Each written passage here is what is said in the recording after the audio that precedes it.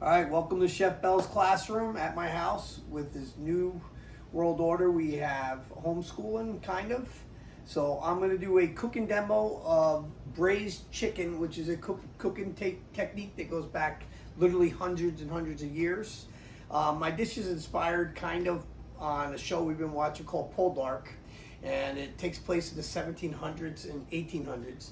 And what kind of inspired me was when back then they didn't have much food, so pretty much everything went in a pot, especially for the people that didn't have any money. Whatever they had in the pot, they stewed it up, which is another technique. The difference between stewing and braising is, stewing is putting meat in a pot, vegetables in a pot, and you cook it all together. And then you cook it for a long period of time to break down tougher pieces of meat. Braising is searing the meat first, like a pot roast, where we're going to brown the meat first, and then we'll add the other ingredients, and then the liquid, then we will actually put it in the oven, or you can keep it on top of the stove, whichever works easiest for you. But at the end, you only have one pot really to clean. We're going to have a few more than that because I'm going to be doing knife techniques as well. The project for the students this week is to do a full meal, and it has to be a theme. So our theme is kind of like English, French, and Spanish, early European. So we're going to use a few ingredients from each culture. Pretty much whatever you have in your house will work. You need a protein. It could be pork, it could be beef, it could be chicken. It could be a vegan dish if you really want to use vegetables. You can still brown onions and different vegetables to get the caramelization as well.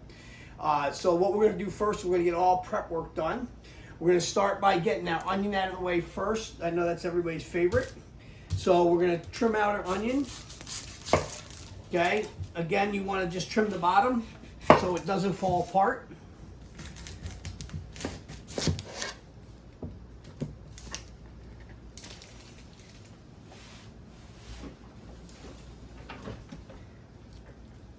Once we have our onion peeled, then we're going to do a small to medium dice, which is one of your knife cuts. And then our potatoes, we're going to actually do a larger dice. So there covers two of my cuts. And then what we're going to do is we're going to do like a brunoise of garlic, which is like a small mince, but a little bit more uniform than a mince. So there's my three cuts that my students can use. You can use a julienne if you want. You can use a rondelle, which is a round cut. You can do the potatoes like a rondelle, which is just cutting in a circle where you have the same thickness. But again, like I said, I'm choosing these because it'll go better with what we're doing with the food itself. So we get that onion peeled. Immediately discard your stuff. And all my vegetables are organic. And I'm going to do a little plug for Aubrey. She owns a farm called Dirty Dog Organics. And they will deliver, so you don't have to go to a store. Okay, so what we're going to do is we're going to take out this one part that's a little unpleasant. Okay, and then we're going to get our onions diced up. Remember, depending on the size, we want a decent size. We want about a 1/2 inch cut. Okay, you want to keep a decent size. Keep the tip of your knife down. It saves your fingers a lot. When you get to the end, don't waste it. Food's valuable, especially this time of, you don't want to have to take a lot of trips to the store. So we're going to use most of this onion. And when you're showing your cuts for my students, just show your better cuts, but you can use the whole onion. That's truly the key is make sure you utilize everything.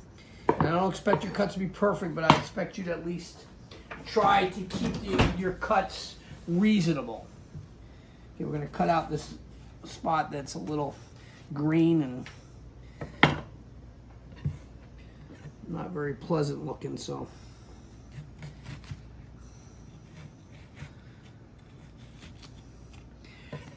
That's probably the biggest difference if you're buying organic foods to store foods. Store foods are covered with chemicals, bug sprays, so no bugs ever get in them. They may look nicer, but the flavor is completely different.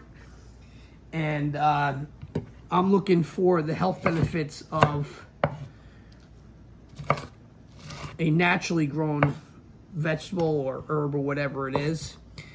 So we want a bunch of onions. Now, the dish that we're making, we're going to be using 4 chicken thighs. These thighs are not boneless. You can use boneless if you want, but once you braise it, the meat will come off pretty easily. And you can just take them out with tongs, or just let people know as they eat them that there is a bone in it. But it's a little bit easier to work with.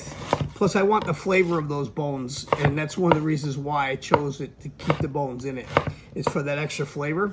All right. So again, with organics, the flavor and the vitamin content is going to be a lot better. So right now we're struggling because of a virus.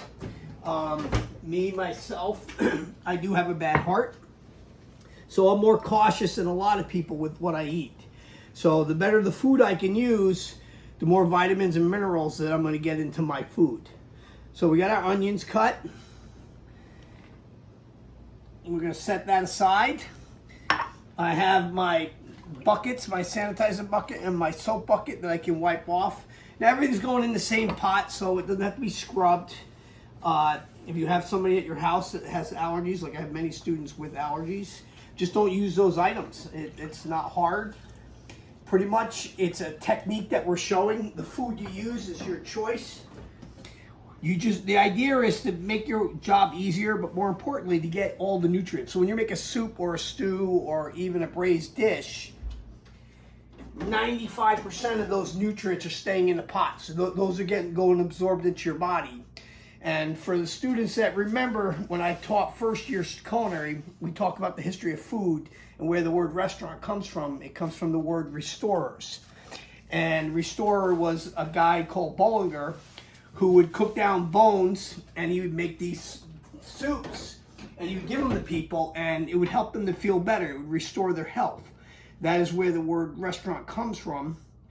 And it's the first thing people give you when you're not feeling well. You have a cold, the flu. When you're a little kid, mom, grandma, grandpa, whoever, somebody fed you soup, chicken noodle soup, chicken rice soup.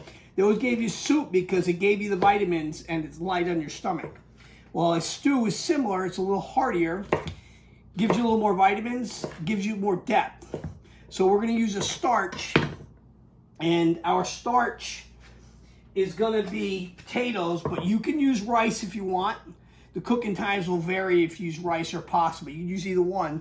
They're usually cheap. They're dry, so rice, pasta last pretty much until you get it wet, so they last a lifetime. You can buy rice really cheap. Potatoes, if in Florida, we can't leave them out because they get moldy and soft quick, so I refrigerate mine. They will stay in the refrigerator for 3 or 4 months if you keep your refrigerator at the right temperature. These are organic potatoes we're going to use. We also have some organic tomatoes. We're going to dice out tomatoes. We're going to do like a small dice because I want them to cook down. There's techniques to do a concassé, but we're not going to take the seeds out and go through all that work. We want the acidity of the tomatoes plus the sugars in the tomatoes, which will help balance out some of the other things. We're going to use a little bit of wine or an acid in the dish that will help break the meat down faster, plus give it a little flavor, and it makes some of the herbs pop. So we're going to get out tomatoes diced. You know, they're all uniform, so they'll cook evenly. Okay. Again, use all your tomato. There's no right or wrong way to cut a tomato. When I had my restaurant, I always used everything. So as you notice, the only thing I'm cutting off is the very bottom. And then I'm going to cut around the top. And they sell a thing called a tomato shark that you can dig out that piece out. That's fine, but if you're paying someone to do your work, that takes time. It takes less time to cut the tomato the way I just did, with little to no waste. So I have 2 tiny pieces, and if you really wanted to, you could take this little piece here, you cut it down even more. You can cut around this if you really wanted to, but there's little to no waste in that tomato. All right. Plus, when I would serve a salad, when you go to a restaurant, what's popular are the big pieces of lettuce. They give you like a quarter of a head of lettuce, and they cut it up and put it on a plate. If I want to do that much work, I'll stay at home. So I felt for my customers, I wanted to do the work for them. I wanted them to just come, sit down, and eat. So if they don't need a fork and knife to work with their salad, and they can just pick it up with a fork, it's a much more pleasant experience for the customer that they're not having to work at their salad. You go to restaurants and they give this giant piece of tomato and you spend 5 minutes trying to cut the tomato, and it's kind of ridiculous, and you squeeze out all that juice of the tomato and there's not much that you're getting the flavor. So by cutting it up, you could do better decorations on your plates with the tomatoes. You can also get the dressing or whatever you're putting on it to incorporate a little bit more evenly by pre-cutting them. So I like mine cut like this.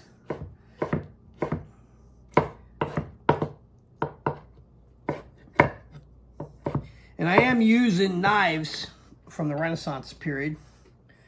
These are my Damascus steel knives. They were handmade at the Renaissance fair from a knife company, or a guy. He's a blacksmith, and that's all he does. He travels the country and forges knives by hand.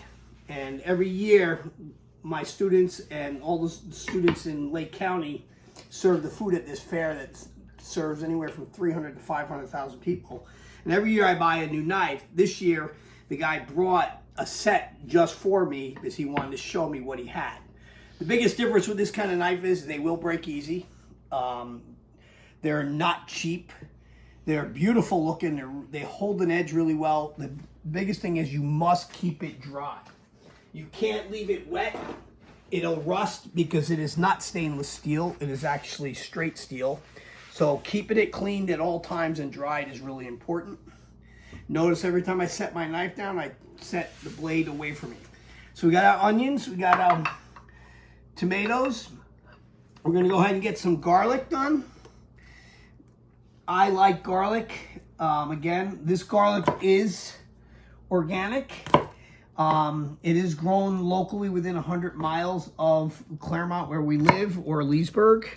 So that's kind of nice. So the tomatoes, potatoes, Brussels sprouts that we're going to use, garlic, onions are all local. Actually most of them within 50 miles. Everything that we're using tonight is completely organic, and most of it, about 90% of it, comes within 30 or 40 miles of my house and within 50 miles of the school. And a lot of people say, well, I can't eat healthy because it's too expensive. It's a choice. Most people, if they were going to cook this dish, they would cook an entire 8 pieces of chicken for 5 or 6 people. The 4 pieces I'm going to cook has enough protein to feed 6 to 8 people with everything else in it. Your body doesn't need more than 4 ounces of protein in a meal. That's something Americans started doing, and I'm not really sure why. Maybe because the beef company's way of selling meat or chicken, whatever it is, it's just a waste. You supplement your other pieces with vitamins, vegetables. Starch is okay within reason. I mean, you don't want to eat a ton of starch, but so if you want to use rice, that's a filler. Look at the Asians. Every Asian culture uses rice as a filler, but they use a lot of vegetables. Their protein intakes are very small. A little bit of seafood in Japan. If you go to Korea, they eat more cabbages and stuff like that, but they still eat a lot of rice. The Vietnamese use a lot of vegetables, mostly fresh stuff. So you don't need the protein as much. You're going to get enough in the protein with everything else. You can use fresh beans if you want to get more protein. But to have to use that much meat, it's expensive. So in my house, we use organic meats. And instead of eating a 10-ounce steak, we eat a 4-ounce steak with 3 or 4 different kinds of vegetables. And the meat's way better. And the price-wise, after we're done, is actually probably a little less than what you would spend at a normal grocery store, because we're not eating in a massive amount of meats, but we're using a blend of everything. So it balances itself out. And you tend to be healthier that way as well. You're going to keep your weight down. It's a little hard to keep your weight down when you're stuck in your house. I guess you can walk around your house a bunch of times, but eating a little bit smarter, not snacking so much, is going to be a little bit healthier for you. Keep your energy levels up. All right, so we have our garlic, and what we're gonna do is we're just gonna get this really small. I know my chef friends would say that's not a true brunoise. I understand, but we're gonna get it close. If I was doing it for a competition, I would have taken a little bit more time to get it done, but quite frankly, it's a technique I want the kids to learn. They'll get the skill later, and we're just going to eat it anyway, so we're not going to worry about a true brunoise. But a true brunoise is a 1/16 of an inch squared, and it's very small.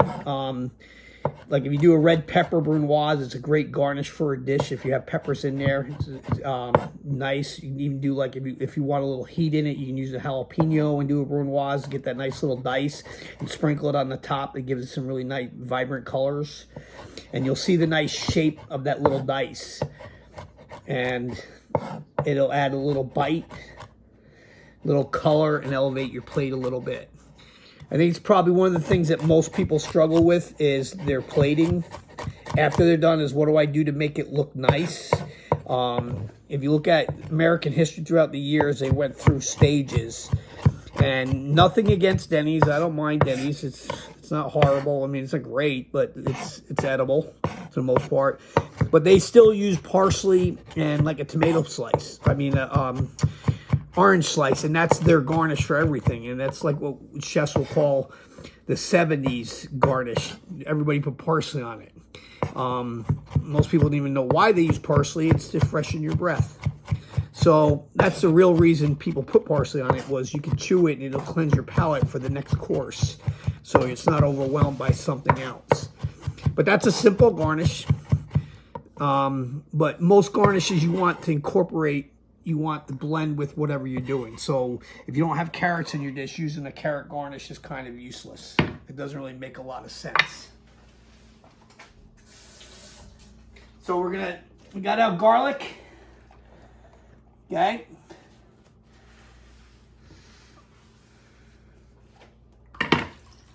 Again, wiping out table constantly. This is for my students. For anyone else that sees it, you can clean whatever you want. I'm not eating your food anyway. My students must be safe, and during this time more than ever, being cleanliness and sanitary is huge. You should be anyway, but this is a time period where the difference between life and death really is real. And now maybe my students will take their serve safe a little bit more serious and understand the importance of doing everything properly. Again, I dried my knife off. I use a disposable paper towel so that I can get rid of it. All right, so we pretty much have our basic stuff. We're gonna do our potatoes in a minute. We cut them now. They'll start to brown too fast. I don't wanna put them in water because it absorbs that water. So what we have is we have a little spice blend. This is just dried garlic, dried onion, a little crushed red pepper, and a little bit of paprika just to add with my other fresh stuff. I use Himalayan salt. We only use natural type salts. We don't use table salt. This is saltier than regular salt. So the benefit to it is the minerals are still there. So it goes into your body. You're not just putting salt. And if you use a tablespoon of regular salt, you would only need a half a tablespoon of this, and you'll get the same effect on your tongue. So you're actually putting less sodium in your body, which is really healthy for you. So keep that in mind. Here I have just a little bit of chicken base because we're not going to make a stock, and we'll use that. That has salt. You can buy like a chicken base at most grocery stores. It'll last a long time in the fridge. We have a little bit of red wine. Okay, and then obviously we have our potatoes. I have some smoked paprika from Spain. This is a gift from Javier, was our exchange student. It's bittersweet. It has a little sweetness and bitterness. It'll add a nice flavor. We have some tricolor and peppercorns, a mortal pesto, and then we have fresh herbs that I just pulled out of the yard a couple minutes ago. We try to grow as many herbs as we can. Florida's hot, so certain things don't work well. This is coriander. If you grow cilantro in Florida, you'll learn real quick that it goes to seed really fast. Within like a week or two, it'll seed because it's too hot. So the seeds are coriander. It has a lemony flavor, adds a little acidity, and it makes a lot of the other herbs pop out, so we're going to grind them up. We have fresh rosemary. We have Greek oregano, pepper oregano, marjoram, Thai basil, and African basil, and then we have some English thyme. The biggest difference between thymes is this is a softer thyme leaf, so you can cut the stem a little bit more, where some of the other thymes have a much more coarse stem that you can't really break off. So those are our spices and herbs. Okay. So first, what we're going to do is we're going to take some peppercorns and we're going to grind them up, as we want to get our chicken started, because we have pretty much everything else ready to go. Now, not everybody has a mortar and pestle. I get it. You should, though. Why not? They're fun. Your kids are bored. They get to smash stuff. As a kid, I love to blow things up. Well, I can't blow things up, but I can crush stuff. It's the same sensation, you know. You're just cracking the pepper. You don't want to grind it. If you buy pre-made pepper at the store, remember, it's older. It's broken down. Pepper has like a minty flavor to it. And if you use tricolored or if you have a pepper grinder, either one is way better, because every time you use it, you're getting that freshness of that pepper and the minerals and vitamins that are in it, instead of buying a powder that exists. It's about the same price. And then again, like I said, using this is a little bit nicer. Okay, so we're gonna get our chicken out. So I have the chicken just really lightly oiled, just so that I can get stuff to stick on it. Okay, not much. It's just a little grapeseed oil that I put on it.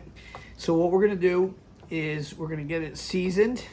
Left hand still had no chicken. We're gonna get our pot going. I prefer iron pans, so they have to stay oiled. You don't scrub them with soap as much as a regular pan. We want to get a nice color on it. Now, a lot of people, when they're cooking, the first mistake they make is they want to get the stove as hot as physically possible, and then they put the food on it and it burns. Well, as you know, with electric, you can't slow it down. A flame, the second you turn the flame off, it cuts 85 to 90% of the cooking right away. It'll still cook because it's hot and the inside's still cooking, but the outside's not going to burn. Okay, so that's one thing. Two, people, especially students, the mistake I see the most is they're in a rush. Instant gratification exists. They want results right away. And I think that's why a lot of people struggle working in restaurants or to become chefs today, because they don't want to take the time to do things the traditional way. But without that, you're losing so much knowledge and flavors and techniques from thousands of years ago till today, just as you want something instantly now. Notice I washed my hands. This is just a drying towel for me. Nothing else is on it.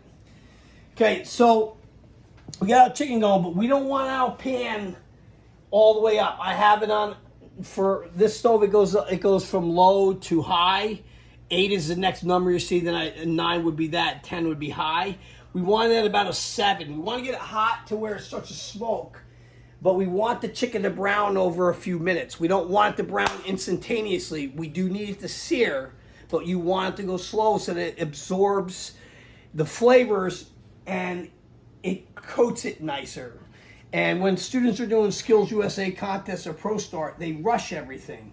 And if you take a little bit more time to do a pan sear on a protein, the flavors are going to be way better and the inside's going to be way more moist. Yes, you can cook chicken in water and dry it out, believe it or not. You cook all the alcohol, all the liquid out of it. So we have our chicken ready to go. While we have our chicken, we're going to go ahead and we're going to get our herbs going. We're going to take off some of our herbs, and we're just going to mince these up. And how much you use your taste. So like the rosemary, if you have dry, remember, dry is way more intense or it takes longer to heat up. Okay, but you'll need half as much of the dry as you do the fresh, because it's just much more condensed. So probably about a teaspoon of each, or half a teaspoon of each, give or take. We just want to get the flavors in there. Now we're not going to add this for a little while because it is fresh. The biggest difference is we're trying to extract oils from the herbs. That's what's in every leaf. It's like if you take a leaf and you tear it, you can see it almost like, it looks like, in a sense, it's bleeding. So that's kind of what we want, is the oils. We're not going to use all the regular, we're just going to use a little bit, and we can always add more if we need it. So if you're using dry, you want to put it in right before you put the liquid in, so it'll cook a longer period of time. If you're using it fresh, we're going to put it at about 3/4 of the way into the cooking, because we don't need a long time for it to extract those flavors. Okay, thyme, a lot of people don't use thyme because it's a pain to work with. These tiny little leaves. Well, like I said, this particular variety of thyme, you can tell the stem chops up really easy. So that's why I like growing. I do have the other thyme that's harder. I just want it a little bit easier for now. This one's a little bit milder in flavor, but it has a lot of nutritional value and a lot of municipal values to pretty much every herb. And most people don't realize it. By you just adding fresh herbs into your diet, you'll build your immune system literally 1,000 times more than you can without it. So we have our fresh herbs. We're going to just chop them up real quick while our pan's heating.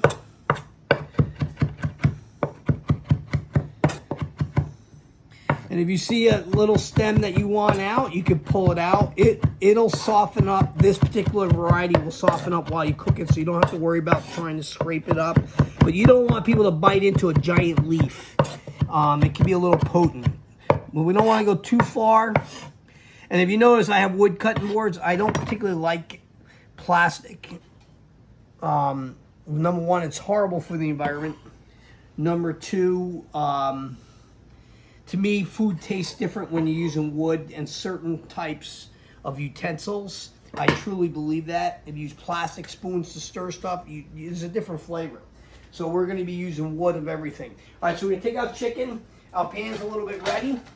Okay, we're going to add just a little bit of olive oil in there, not much, just about an ounce or about a tablespoon's worth.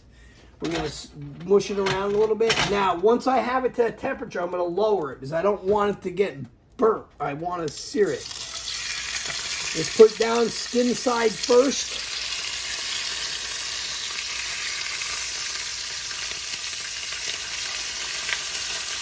And while you're putting your chicken in, it is going to pop up. The grease will pop up on your fingers and your arms. It's not going to kill you. It feels like a little buzz hitting your arm.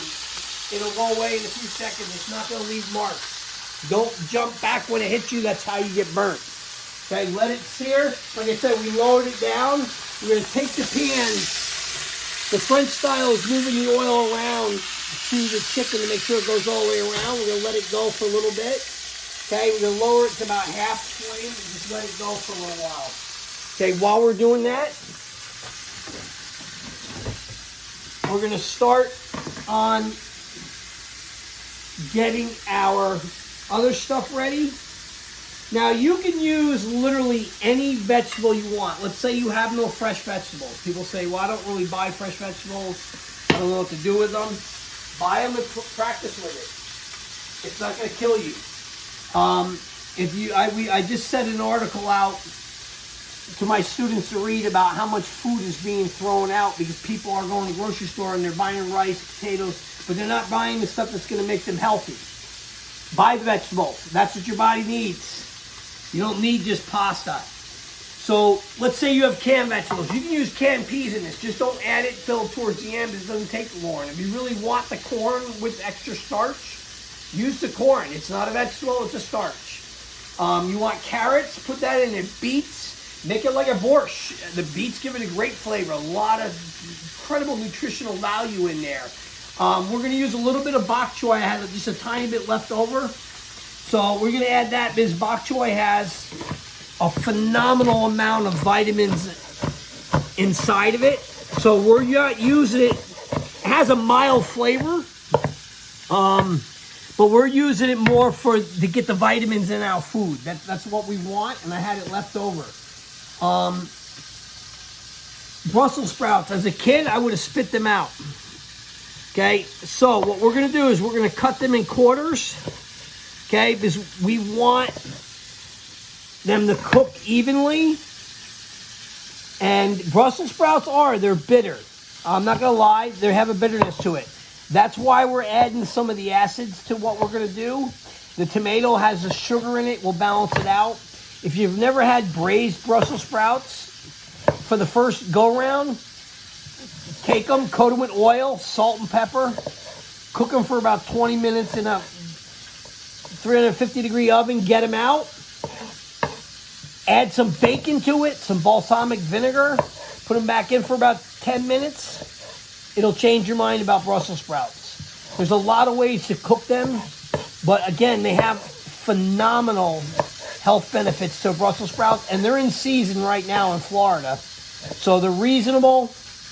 They have a good flavor, and it goes well with what we're going to do, and plus it's what we have. So there's no right or wrong ingredients. It's what you like. You can buy carrots right now. I don't have any. I have some small ones, but cutting up little tiny baby carrots is a little much for a braised chicken dish, so we're not going to mess with that. So our chicken's still cooking. I'm not worried about it burning because I lowered the flame because I want it to take its time to brown. Because I want it to cook through the chicken before I flip it. I don't want it to sit there the entire time. Now with the Brussels sprouts, notice I'm just trimming that little root off. You don't want too much of it off because then it falls apart. Not that it'll hurt it, but I want to keep it together when it cooks so that it'll absorb the flavors more and it won't be as mushy. I want a little crunch to it at the end. Okay, so we got our Brussels sprouts going. And we've cooked them a couple ways in the last couple weeks, and because they're in season, we've been ordering a bunch of them because we really like them, and they have, like I said, they're crazy good for you. But if you cook them in the oven, it's almost like a snack. If you brown them right, it has almost like a popcorny flavor to it, and they're really a great munchy type snacky food. Get them nice and crisp on the outside and tender in the middle. Get that little sweetness with some balsamic vinegar on it. And a little bit of salt. So you get sweet, salty, little bitterness. That's what the Asians do. They combine all those parts for a full rounded meal. And that's why they live to 100 years old. All right, so we're good. Now we're going to take the chicken and we're going to look at it.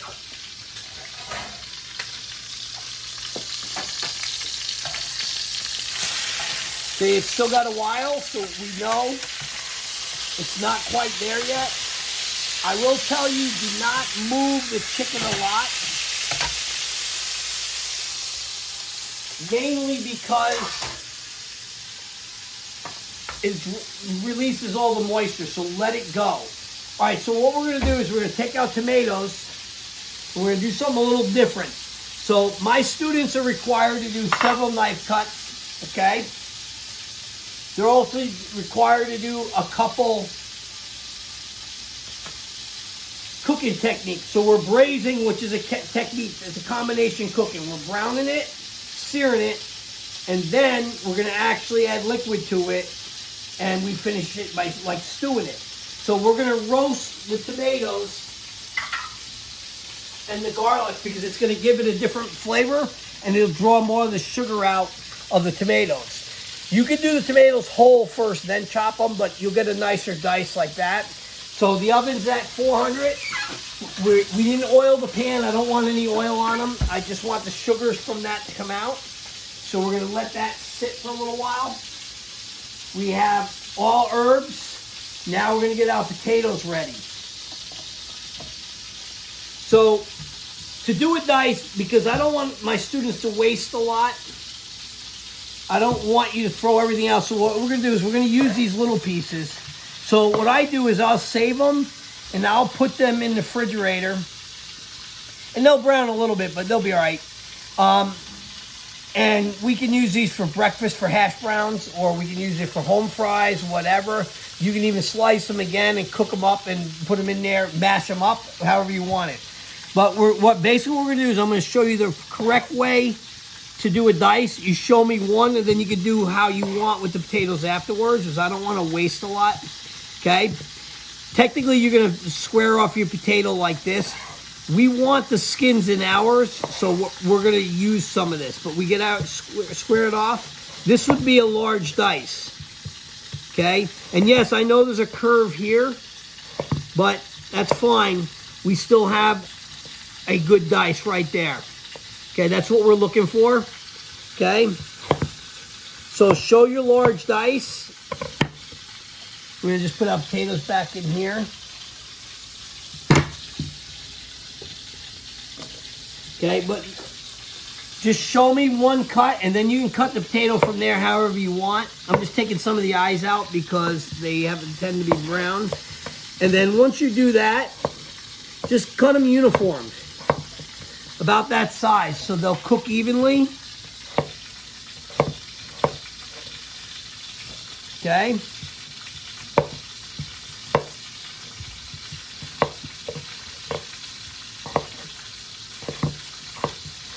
So we get our potatoes going real quick. People say, what size? It's up to you. You cut them any way you want. This is just the fastest way. And like I said, I want the skin. That's where 90% of the vitamins for a potato are. And some people go, I don't like the skin. Well, then you're not getting the vitamins that your body really desires, that it needs. So you're wasting it. Learn to eat the skin. It's way better for you. So we got our potatoes. Now remember, I'm using 4 pieces of chicken. Without the bones, it's probably about a pound of meat total. And with 3 of us here, we will get this meal out of it, and we'll have enough for lunch tomorrow. I guarantee it, because that's what we do every day. I cook a meal, and we have enough for 2 days. And a lot of people say, well, I can't afford that. Yes, you can. When I'm done with everything in this, our entire meal will cost us about $15 for 3 people. That's $5 a person, and we have lunch and dinner for $15. So it's really $2.50 a person per meal. Okay, so we're gonna let this keep going a couple more minutes. Let it go. We got our potatoes.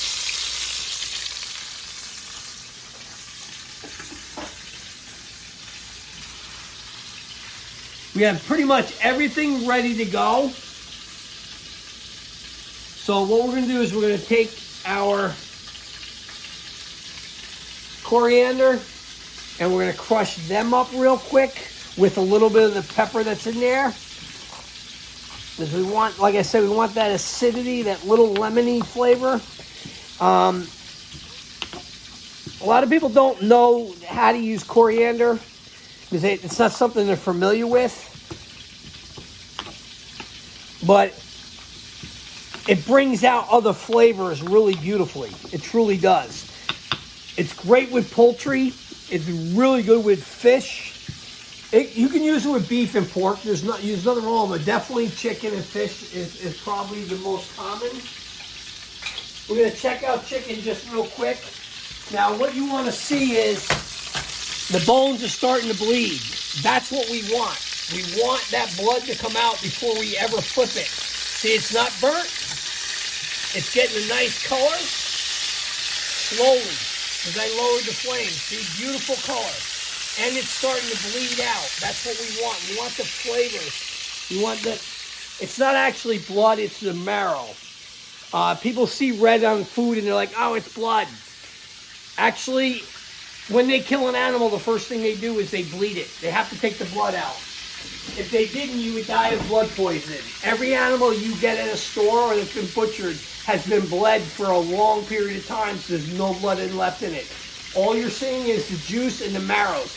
with meats that you buy from a grocery store, it's actually the dye they put in that meat.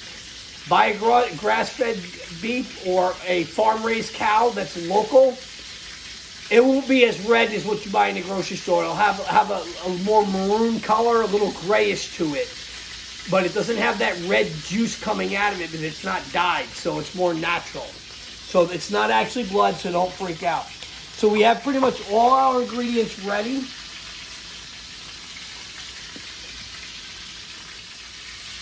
All right, so what we're looking for in the chicken is we are looking for the chicken to have this beautiful golden brown color. Once the chicken has that color, and we've been cooking it for about 15 minutes, 15 to almost 20 minutes to get that color on a low flame to get nice crispiness. Once we have that, the next step is we're gonna add our onions to let them brown. Once the onions are brown, I'll put dry ingredients in, my dry herbs, let that cook. Okay, then I'm gonna put in my peppers. And then I'm going to put the potatoes in.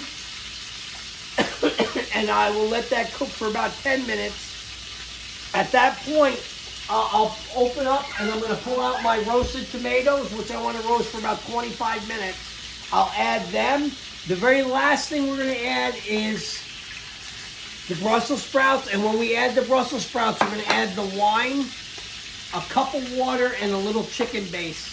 And the herbs, cover it and let it cook for about 35 minutes. All right, we're gonna add the onions now, let them brown. Notice I want them separate from the chicken, and I'm just gonna let them go for about 15 to 20 minutes like that without stirring them. All right, so what we did is we want the onions, notice the color is nice and caramelized. That's what we want. It takes about 20 minutes to do it right on a low flame. Once we have the onions in it, we're ready for pretty much most of the rest. So what we're going to do is we're going to take the dry ingredients, including the smoked paprika, and we're just going to sprinkle it over the chicken for now. We don't want it, and then a little bit in with the onions. We're just going to stir that in. And then we're going to cover it for about 3 minutes.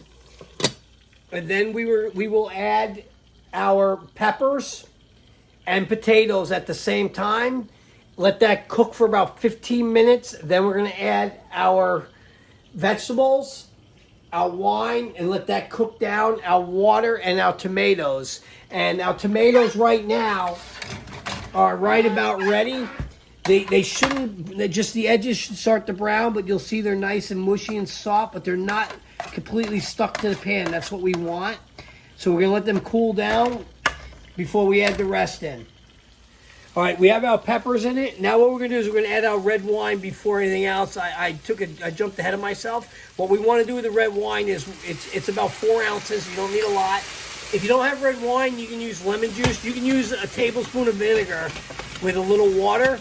Basically, we're deglazing the pan. We wanna get all that fond, all that nice juices on the bottom up. Once we have that in there, then we can add our potatoes, because we want them to go in. We're gonna have them in there, and we're gonna let that cook for about 15 minutes. Then we'll add the tomatoes and the vegetables, and we'll cover it with a cup of water and let it finish. All right, we have everything in there. As you can see, I got it. This is a full pan, but that's all right because it's gonna shrink down as the potatoes and stuff go, and the Brussels sprouts start to soften. Once you have everything in there, I'm just stirring it a little bit, the herbs, everything. We're going to take it and we're going to cover it up and we're going to cook it in the oven at about 375. And it's going to go for at least 30 to 40 minutes. Basically, you want to cook until the Brussels sprouts and your potatoes are soft. The chicken's been cooking for over 35, 40 minutes. It's pretty much done now, but we want to let all those flavors go into it and let it start to fall off the bones. So in about 35 minutes, we'll pull it out, check it, and then we'll show the finished product. Have a blessed day. We're letting it slowly cook in the oven. As you can tell, the potatoes are slowly, and the Brussels sprouts are almost completely done. We want tender. We're gonna let it go for about 10 more minutes, and then it's pretty much ready to go. and your whole meal is in there. If you need more liquid, you can, but you can tell there's just enough juice in there. If you let it go a little bit longer, the potatoes will break down and thicken that sauce. Serve it in a bowl. You will cover probably 90% of every vitamin your body could use in one meal with one pot. Okay, this is your finished product. Notice it's thick. It's more like a thick stew. The Brussels sprouts are cooked down. The potatoes are not. They're cooked all the way, but not completely mushed. When plating, think of negative space. We have them in bowls. There should be space around the edge of the bowls. It shouldn't be all over the place. What we used was a little bit of shredded Parmesan cheese with some fresh basil and a little bit of diced tomatoes in each one to give it some flavor. And then drizzle it with a little olive oil with cracked black pepper. And then this one has a little hot sauce on it for a little more acidity and a little more color to it. Simple plating, color, flavorful, and it has literally about 90% of the vitamins and minerals your body needs. And it's a one-time dish. This is just an example you can do with what you have. Be creative, add anything you have, but taste as you go.